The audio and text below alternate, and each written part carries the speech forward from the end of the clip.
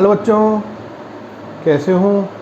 स्वस्थ होंगे, प्रसन्नचित होंगे और अपनी पढ़ाई के अंदर व्यस्त होंगे। इसी आशा और उम्मीद के साथ मैं विष्णु सोनी वापस से इस ऑनलाइन प्लेटफॉर्म पर आपका वेलकम करता हूं। बेटा, हम लोगों ने लास्ट जो फिनिश किया था वो था आप लोगों के क्लास रेप्टिलिया, सरीसृप वर्ग के बारे में। हम लोगों ने उसकी क्लासिफिकेशन और उसकी जनरल प्रॉपर्टीज़ जो थी उनको हम लोग क्लियर कर चुके हैं।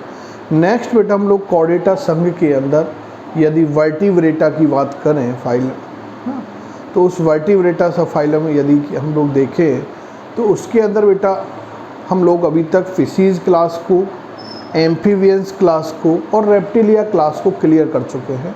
अब हमारे पास 2 रिमेनिंग क्लासेज हैं। फर्स्ट इज़ द एवीज और second other is the Mammalia. Clear. तो हम लोग बेटा अब रिमेनिंग जो 2 क्लासेज हमारे पास बची हैं उनको 1 बाय 1 कंप्लीट करेंगे। क्लियर। तो आज की इस क्लास के अंदर हम लोग जो डिस्कस करेंगे बेटा वो करेंगे हम लोग वर्ग एवीज। तो हेडिंग बनाओगे आप लोग वर्ग एवीज। एवीज वर्ग के अंदर सामान्यतः बेटा पक्षियों को सम्मिलित किया है, वर्ड्स को इंक्लूड किया हुआ है। इस एवीज वर्ग के अंदर किसको रखा गया है? पक्षियों को रखा गया है। और बायोलॉजी के जिस ब्रांच के अंदर हम लोग पक्षियों के बारे में अध्ययन करते हैं उस ब्रांच को बेटा ऑर्निथोलॉजी कहा जाता है। उसे क्या बोलते हैं? ऑर्निथोलॉजी कहा जाता है। तो जीव विज्ञान की जिस शाखा के अंतर्गत पक्षियों के बारे में अध्ययन किया जाता है उस शाखा को ऑर्निथोलॉजी कहा जाता है। क्लियर। यदि भारत के अंदर ऑर्निथोलॉजिस्ट होते हैं, वह वैज्ञानिक जो पक्षियों के ऊपर अध्ययन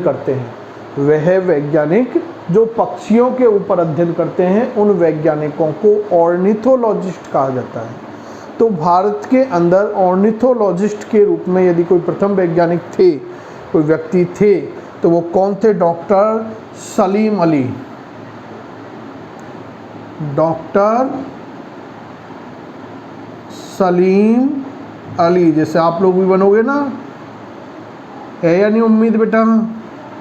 तो उम्मीद तो लगा के बैठना है और उम्मीद के साथ मेहनत भी करनी है। क्लियर। तो ये कौन है बेटा? प्रमुख ऑर्निथोलॉजिस्ट।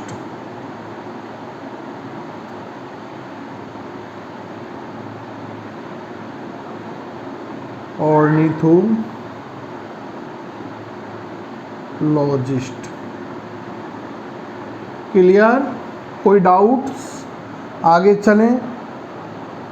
इसलिए इन्हें वर्ल्ड मैन ऑफ इंडिया के नाम से जाना जाता है। World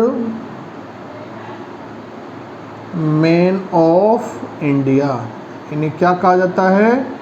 world man of India कहा जाता है। क्लियर। आगे चलें बेटा। नेक्स्ट हम लोग इसके बारे में डिस्कस करते हैं। वो क्या है कि पक्षियों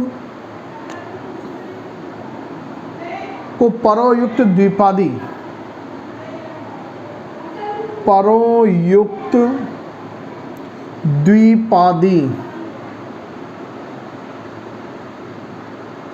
कहा जाता है।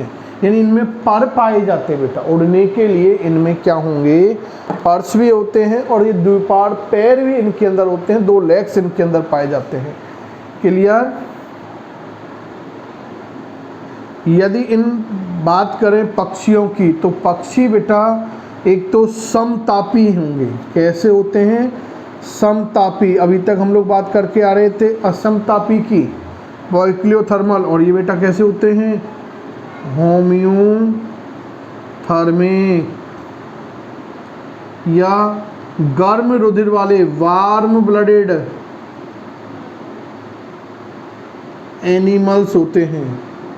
इस वर्ग के जो प्राणी होते हैं ये समतापी अथवा वार्म ब्लडेड एनिमल होते हैं।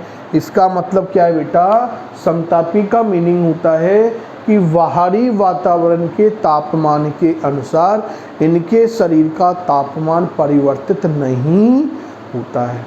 यानी सदैव इनका शरीर का तापमान फिक्स होता है, चाहे बाहरी वातावरण के तापमान में चेंजेस क्यों नहीं हो रहा हो। बाहरी वातावरण के अंदर यदि टेम्परेचर में कोई चेंजेज हो रहा है तो उसका इनके शरीर के तापमान के ऊपर कोई प्रभाव नहीं पड़ता है। इनके शरीर का जो तापमान है, बॉडी टेम्परेचर है 102 फ़ारेनहाइट, वो फिक्स रहता है बेटा। क्लियर, लगभग 102 क्या होता है, डिग्री फ़ारेनहाइट इनके शरीर का जो तापमान है वो फिक्स रहता है।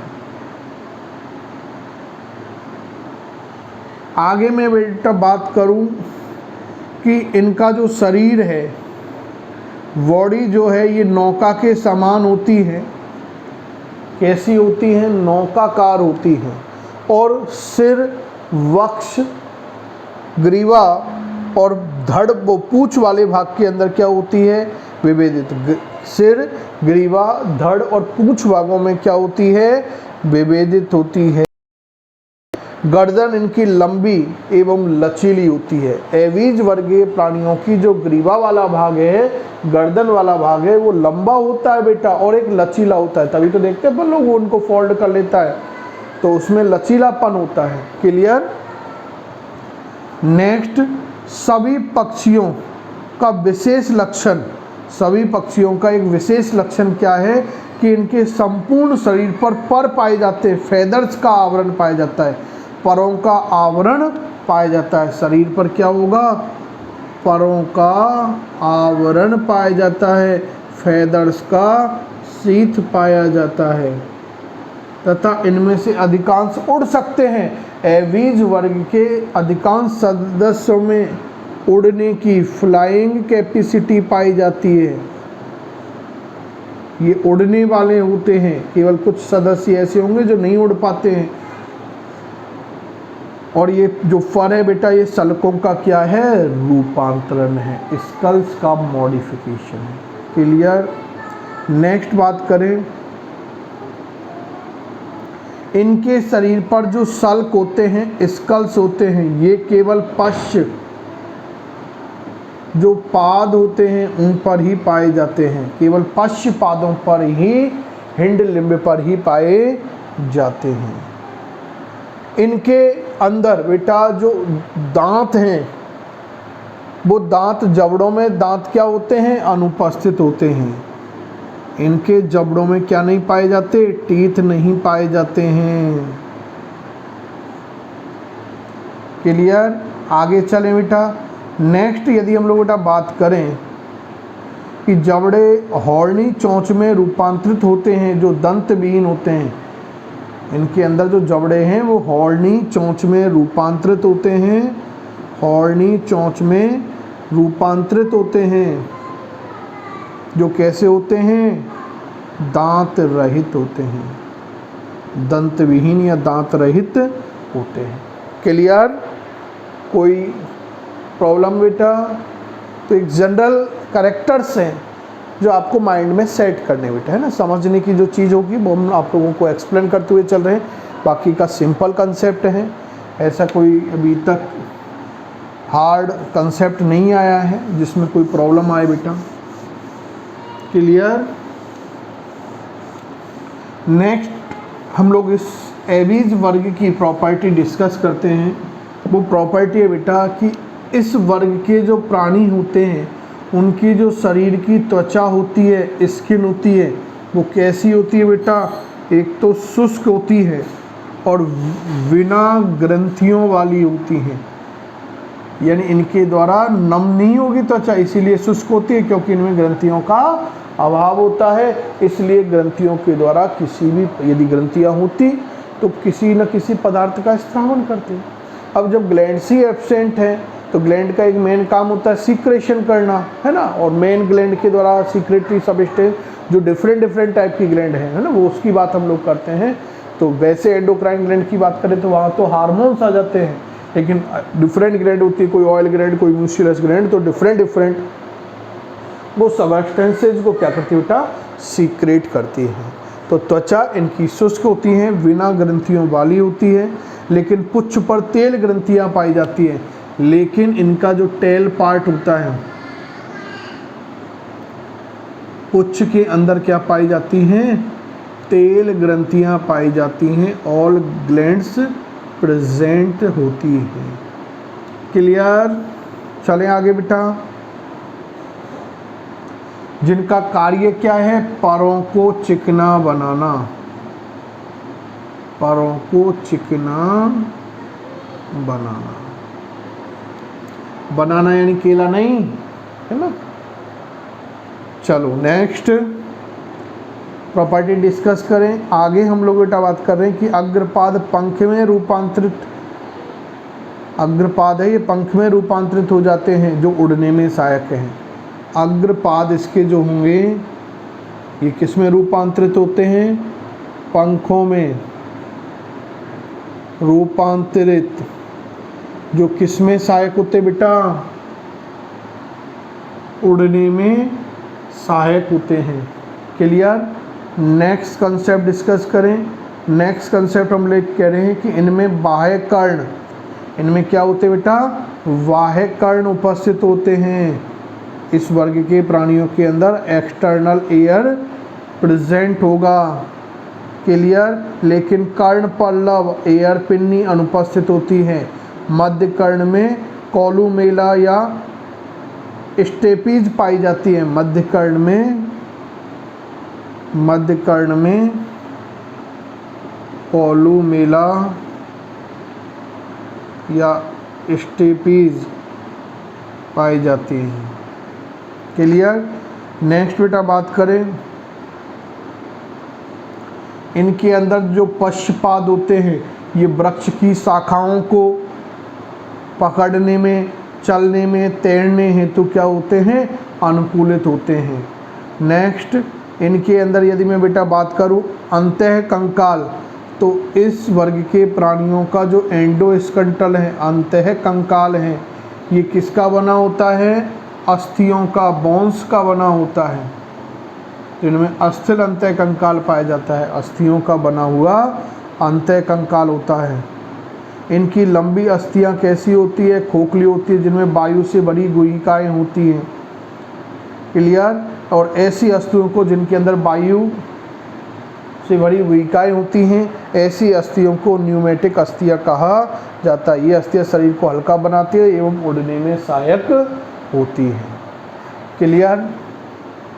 नेक्स्ट कैरेक्टर डिस्कस करते हैं एबीज क्लास का, वो है बेटा श्वसन। तो इस वर्ग के प्राणियों के अंदर मुख्यतः जो श्वसन क्रिया होती है वो फुफ्फुस यानी फेफड़ों के द्वारा, लंग्स के द्वारा होती है।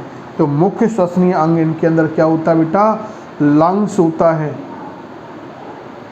और इनमें वायु कोश, फेफड़ों से संबंधित एयर सैक्स भी पाए जाते हैं, वायु कोश। यदि इनके अंदर बेटा करोटी की बात करें तो इस वर्ग के प्राणियों के अंदर मोनोकॉन्ड्रियलिक करोटी पाई जाती है, स्कल पाई जाती है। क्लियर? नेक्स्ट यदि इस वर्ग के प्राणियों के अंदर अपन देखते हैं अभी पक्षी अलग अलग ध्वनि निकालते हैं, तो इनके अंदर ध्वनि उत्पादक जो यंत्र होता है, पक्षी वर्ग के प्राणियों के अंदर जो ध्वनि उत्पादक यंत्र होगा, उस ध्वनि उत्पादक यंत्र को क्या कहा जाता है? सिरिंग्स कहा जाता है।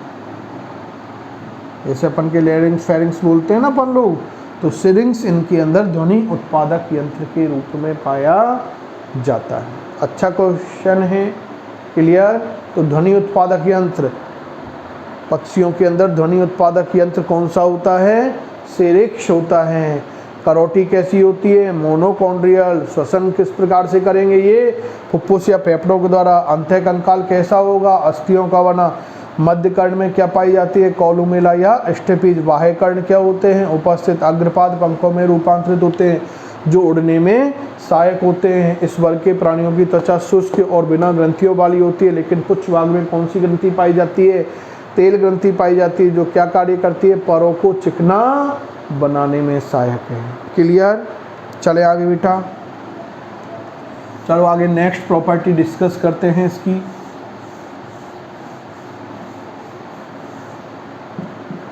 नेक्स्ट एविज क्लास की हम लोग जनरल प्रॉपर्टी डिस्कस करते हैं कि इनके अंदर बेटा जो हृदय होगा, हार्ट होता है, रुधिर परिसंचरण तंत्र का अंग जो होगा वो क्या होता है, आपके 4 कोष्ठीय 4 चेम्बर्ड हार्ट इनके अंदर पाया जाता है। इनके अंदर दोहरा परिसंचरण तंत्र होगा, और क्या होगा, दोहरा परिसंचरण होता है। इनमें केवल दायां धमनी चाप ही पाया जाता है। क्लियर। आगे बात करें बेटा, नेक्स्ट कह रहे हैं कि इनकी कशेरुकाओं का स्ट्रम विषम गर्ती होता है। इनकी कशेरुकाओं का स्ट्रम कैसा होता है, विषम, सेंट्रम कैसा होता है, विषम गर्ती होता है। नेक्स्ट, इस वर्ग के प्राणियों के अंदर केवल यकृत निवाहिका तंत्र, निवाहिका तंत्र पाया जाता है। इनमें वृक्क निवाहिका तंत्र का क्या होता है, अभाव होता है। क्लियर, यानी अल्प विकसित होगा, अल्प विकसित होता है। यदि इस वर्ग के प्राणियों के अंदर हम लोग बेटा आरबीसी की बात करें, लाल रुधिर कणिकाओं की, तो ये केंद्रक युक्त होती हैं। कैसी होती हैं, केंद्रक युक्त होती हैं। नेक्स्ट, इस वर्ग के जो प्राणी होते हैं बेटा, एवीज क्लास के जो प्राणी होते हैं, इनमें उत्सर्जन की जो क्रिया है, नाइट्रोजनी अपशिष्ट पदार्थों का जो निष्कासन होगा वो वृक्क के द्वारा होगा। और जो वृक्क इनके अंदर पाए जाएंगे वो कैसे होंगे बेटा, मेटानेफ्रिक प्रकार के वृक्क इस वर्ग के प्राणियों के अंदर पाए जाते हैं। और इनके अंदर बेटा मूत्र नलिकाएं अवस्कर में खुलेंगी। क्लियर। और इस वर्ग के प्राणी जो नाइट्रोजनी अपशिष्ट पदार्थों का निष्कासन है वो किस रूप में करेंगे बेटा, यूरिक अम्ल के रूप में करते हैं। इसलिए इस वर्ग के प्राणी को यूरिकोटैलिक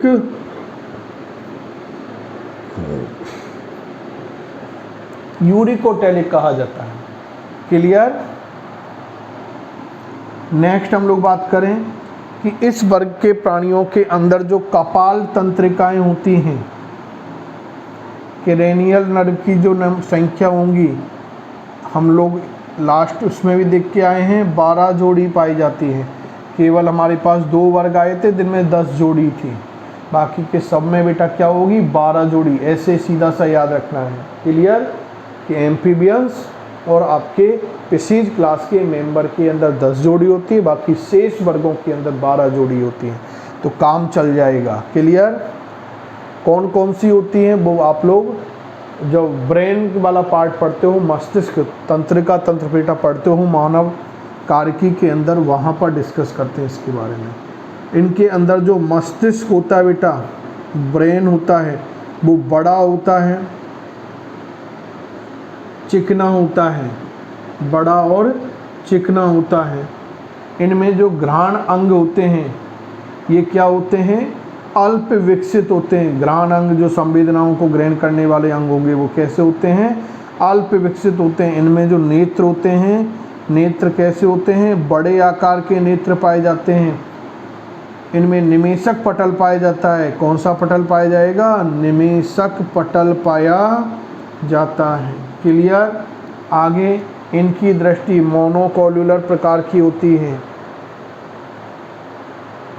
और सभी पक्षियों के नेत्र में पैक्टेन नामक संरचना पाई जाती है। कौन सी स्ट्रक्चर पाई जाती है, पैक्टेन नामक स्ट्रक्चर पाई जाती है। क्लियर।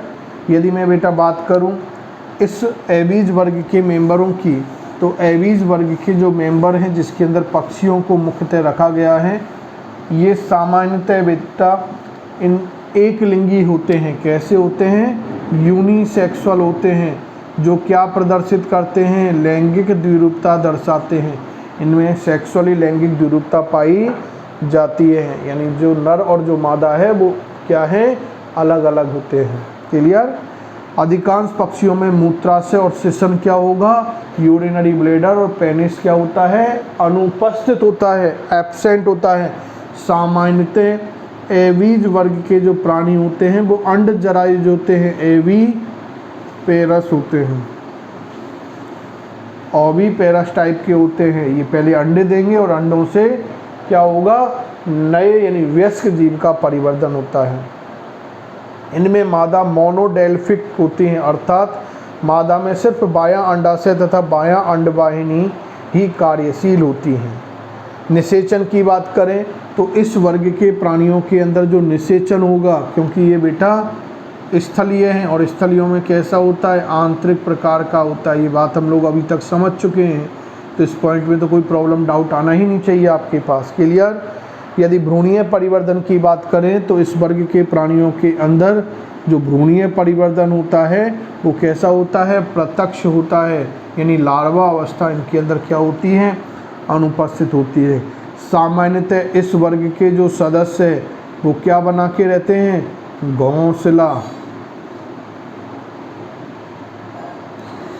घोंसला बनाकर रहते हैं, है ना, नेस्ट बनाकर रहते हैं। इनके अंदर पैतृक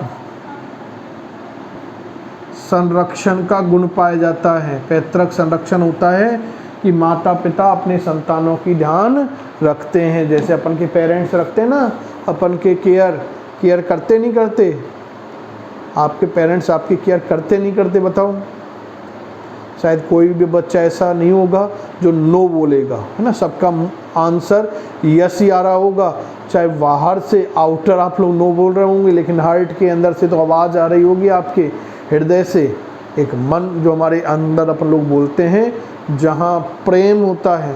क्लियर। हार्ट में तो होता है प्रेम, तो जहाँ प्रेम होता है वो प्रेम का जो सिग्नल है वो तो यही कह रहा होगा कि सब हमारे पेरेंट्स हमारी क्या करते हैं, केयर करते हैं। क्लियर। जिसकी भी केयर नहीं करते वो मेरे को पर्सनल कमेंट करके बता देना कि सर हमारे पेरेंट्स हमारी केयर नहीं करते, तो मैं पेरेंट्स से बात कर लूँगा बेटा। क्लियर। कोई डाउट यहाँ तक। इसके बाद हम लोग नेक्स्ट प्रॉपर्टीज़ के अंदर डिस्कस करेंगे कि इस वर्ग के जो प्राणी हैं उन्हें कितने वर्गों में बांटा गया है, 2 उपवर्गों के अंदर बांटा गया है। पहला उपवर्ग है आर्किओन्थीज और दूसरा है निओन्थ्री। पहला है आर्किओन्थीज, फर्स्ट वर्ग उपवर्ग कौन सा है,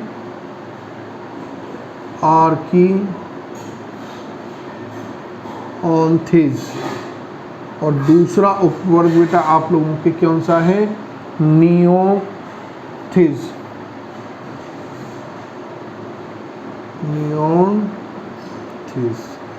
क्लियर। इन 2 उपवर्गों के अंदर इन्हें सब क्लासों के अंदर बांटा गया है।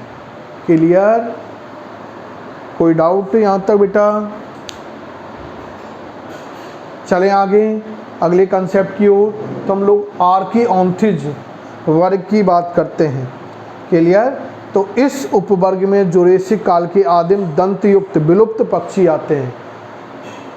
क्या आते हैं, जुरेसिक काल के आदिम प्राइमेटिव और दंत युक्त विलुप्त पक्षी आते हैं। इनमें पंख अल्प विकसित होते हैं। इस उपवर्ग के प्राणियों के अंदर जो पंख होते हैं वो अल्प विकसित होते हैं तथा उड़ने की क्षमता बहुत कम होती है इनके अंदर। इन्हें सरीसृप एवं पक्षियों की योजक कड़ी माना गया। बहुत अच्छा क्वेश्चन है बेटा, ये ही क्वेश्चन इसके अंदर सबसे अच्छे काम का है क्योंकि ये 12th के रिगार्डिंग है। इन्हें सरीसृप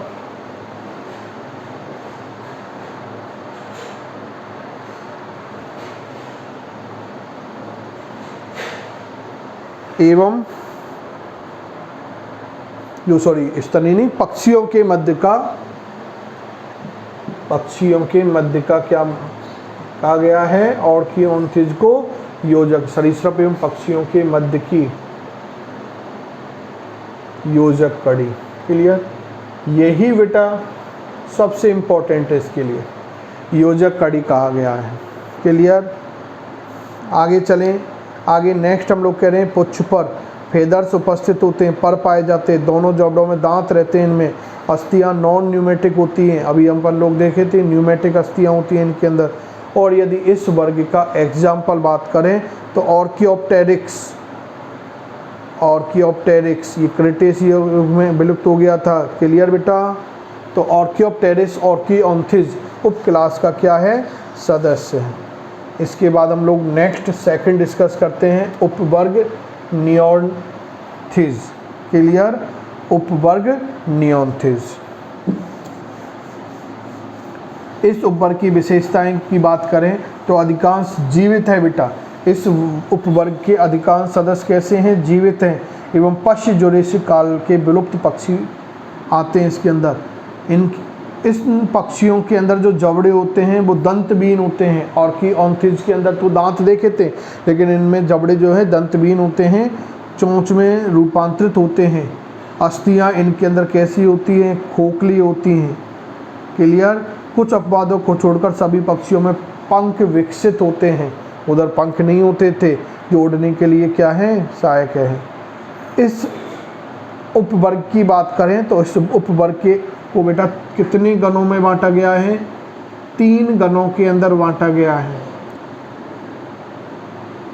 नियोन्थिस उपवर्ग को 3 गणों में बांटा गया है। फर्स्ट गण यदि हम लोग बेटा बात करें तो इम्पेनी। पहला गण कौन सा है? गण इम्पेनी। सेकंड गण की बेटा हम लोग बात करेंगे तो वो कौन सा है? पैलियोग्नेथी गण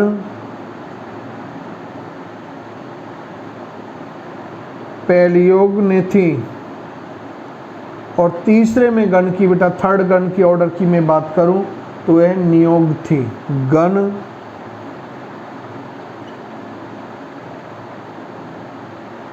नियोग्नेथी। गण इम्पेनी, गण पैलियोग्नेथी, गण नियोग्थेनी, गण इम्पेनी, गण पैलियोग्नेथी और नियोग्थेनी। क्लियर? 1-2 बार प्रैक्टिस करना, याद हो जाएंगे। इम्पेनी, पैलियोग्नेथी, नियोग्थेनी। इम्पेनी, पैलियोग्नेथी, नियोग्थेनी। 3 गणों के अंदर इसको बांटा गया है। क्लियर? इम्पेनी गण के अंदर बेटा एप्टिनोडाइटस पेंगुइन, यदि इसके उदाहरण की बात करूं तो पेंगुइन को रखा गया है ना। एनसीईआरटी में देख लेना, इमेज दे रखे होंगे इनके। यदि मैं बेटा बात करूं आपके गण पैलियोग्नेथी तो पैलियोग्नेथी के अंदर बेटा एक तो स्टूथियो, फर्स्ट क्या है? स्टूथियो अफ्रीकन शुतुरमुर्ग, वर्तमान का सबसे बड़ा जीवित पक्षी। क्लियर? दूसरा है रोहा अमेरिकन शुतुरमुर्ग। तीसरा है बेटा आप लोगों के एप्टेरिक्स कीवी, न्यूजीलैंड में पाए जाने वाला पक्षी है। ये ऐसा प्राणी है जो नहीं उड़ सकता है और सबसे छोटा है। क्लियर? अगला है आप लोगों के एमू, देखा हो कभी जू वगैरह में जाते हैं ना, तो ये पैलियोग्नेथी गण के कुछ क्या हैं? सदस्य हैं। नेक्स्ट हम लोग बेटा बात करते हैं नियोग्थेनी। क्लियर? नियोग्थेनी के अंदर कई एग्जाम्पल्स आते हैं, जैसे just like first is the पेबो, ये याद कर लेना बेटा, पेबो क्रिस्टेटस, पेबो क्रिस्टेसर। ये क्या है बेटा? मोर जो होती है, पिकॉक, जिसे हम भारत में क्या बोलते हैं? भारत का राष्ट्रीय पक्षी है। तो उसका साइंटिफिक नेम है सिटिकुला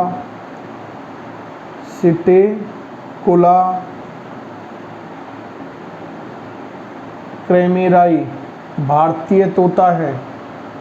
नेक्स्ट यदि हम लोग बात करें थर्ड तो कोलंबा लिविया कबूतर है बेटा ये। नेक्स्ट देखें नियोफ्रॉन वल्चर है बेटा, ये क्या है? वल्चर। नेक्स्ट देखें कॉर्वस स्प्लेंडेस, कोआ है बेटा। नेक्स्ट यदि एग्जाम्पल इसके अंदर और डिस्कस करें तो पेसर डोमेस्टिकस, पेसर डोमेस्टिकस जो क्या बेटा आपके चिड़िया हैं, है ना, स्पैरो, है ना चिड़िया। तो ये कुछ ऐसे प्राणी हैं जो किसके हैं, नियोक्थेनी वर्ग के गण के सदस्य हैं। तो इस तरह से बेटा हम लोगों ने आज टुडे आपके next class of phylum Chordata हम लोगों ने एवीज क्लास और उसके क्लासिफिकेशन को हम लोगों ने टुडे डिस्कस किया है। नेक्स्ट कंसेप्ट के साथ वापस मिलते हैं, तब तक के लिए थैंक यू, गुड बाय।